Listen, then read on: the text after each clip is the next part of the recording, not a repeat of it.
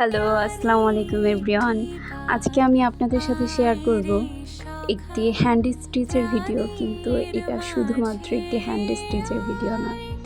এটা আসলে একটা ইমোশন, যেটা আমার নানুর করা।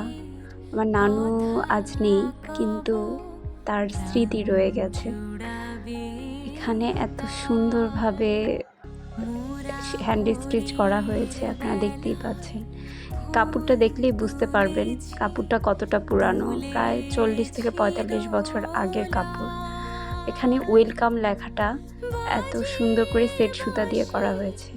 আর এখানে এই যে ফুল পাতা পুরোটা ভরাট সেলাই দিয়ে করা, এবং এটাকে হ্যান্ড এমব্রয়ডারিও বলা হয়।